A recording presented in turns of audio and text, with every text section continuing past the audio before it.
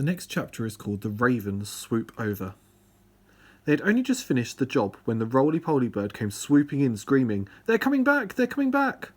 Quickly, the birds flew back onto the roof of the house. The monkeys rushed into their cage and stood upside down, one on top of the other. A moment later, Mr. and Mrs. Twit came marching into the garden, each carrying a fearsome-looking gun. "I'm glad to see those monkeys are still upside down," said Mr. Twit. "They're too stupid to do anything else," said Mrs. Twit. "Hey, look at all those cheeky birds still up there on the roof. Let's go inside and load our lovely new guns, and then it'll be bang, bang, bang, and bird pie for supper." Just as Mr. and Mrs. Twit were about to enter the house, two black ravens swooped low over their heads. Each bird carried a paintbrush in its claw, and each paintbrush was smeared with sticky glue. As the ravens whizzed over, they brushed a streak of sticky glue onto the tops of Mr. and Mrs. Twit's heads. They did it with the lightest touch, but even so the Twits both felt it. "What was that?" cried Mrs. Twit. "Some beastly bird has dropped their dirty droppings on my head."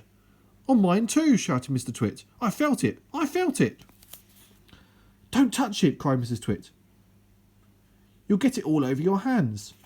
"Come inside and we'll wash it off into the sink." "The filthy, dirty brutes," yelled Mr. Twit. "I'll bet they did it on purpose. Just wait till I've loaded up my gun." Mrs. Twit got the key from under the doormat where Mugglewump had carefully replaced it, and into the house they went.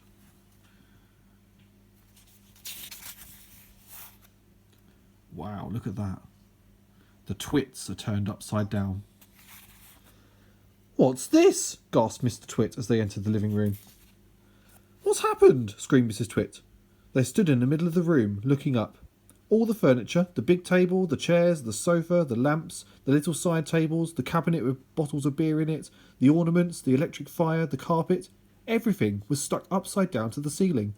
The pictures were upside down on the walls, and the floors they were standing on were absolutely bare. What's more, it had been painted white to look like the ceiling. "Look," screamed Mrs. Twit, "that's the floor. The floor's up there. This is the ceiling. We're standing on the ceiling." "We're upside down," gasped Mr. Twit. "We must be upside down. We're standing on the ceiling, looking down at the floor." "Oh, help!" screamed Mrs. Twit. "Help, help, help! I'm beginning to feel giddy." So am I, cried Mr. Twit. "I don't like this one little bit." "We're upside down and all the blood's going to my head," screamed Mrs. Twit. "If we don't do something quickly, I shall die. I just know it. I know I will." "I've got it," cried Mr. Twit. "I know what we'll do. We'll stand on our heads. Then, anyway, we'll be the right way up." So they stood on their heads, and of course, the moment the tops of their heads touched the floor, the sticky glue that the ravens had brushed on them a few moments before it did its job, they were stuck. They were pinned down, cemented, glued, fixed to the floorboards. Through a crack in the door, the monkeys watched. They jumped right out of their cage the moment the Twits had got inside, and the roly-poly bird watched, and all the other birds flew in, out to catch a glimpse of this extraordinary sight.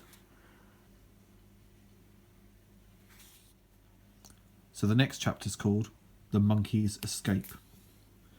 That evening, Mugglewump and his family went to the big wood on the top of the hill, and in the tallest tree of all they built a marvellous treehouse.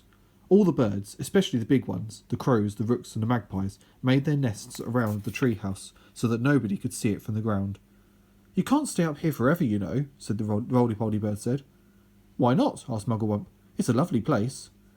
"Just you wait till winter comes," the roly-poly bird said. "Monkeys don't like cold weather, do they?" "They most certainly don't," cried Mugglewump. "Are the winters so very cold over here?" "It's all snow and ice," said the roly-poly bird. "Sometimes it's so cold a bird will wake up in the morning with its feet frozen to the bough that he's been roosting on." "Then what shall we do?" cried Mugglewump. "My family will all be deep freezed." "No, they won't," said the roly-poly bird, "because when the first leaves start falling from the trees in the autumn, you can all fly home to Africa with me." "Don't be ridiculous," Mugglewump said. "Monkeys can't fly." "You can sit on my back," said the roly-poly bird. "I shall take you one at a time. You will travel by roly-poly superjet, and it won't cost you a penny." And now we're on the last chapter.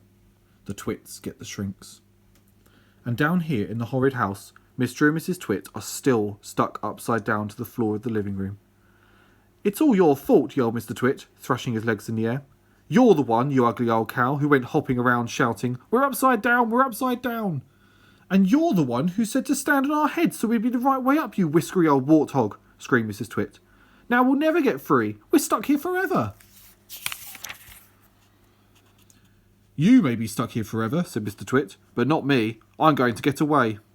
Mr. Twit wriggled and squirmed, and he squiggled and wormed, and he twisted and turned, and he choggled and churned. But the sticky glue held him to the floor just as tightly as it had once held the poor birds in the big dead tree. He was still as upside down as ever, standing on his head. But heads are not made to be stood upon. If you stand on your head for a very long time, a horrid thing happens, and this was where Mr. Twit got his biggest shock of all. With so much weight on it from up above, his head began to get squashed into his body.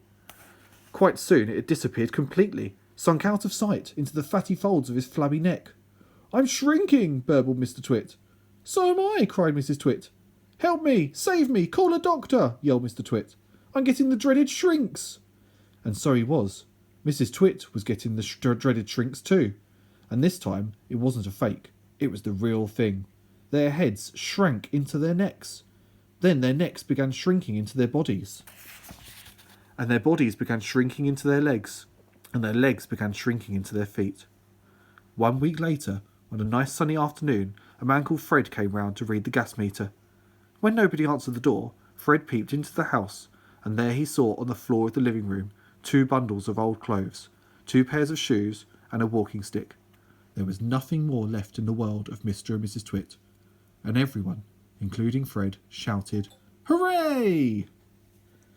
And that's what's left of the Twits.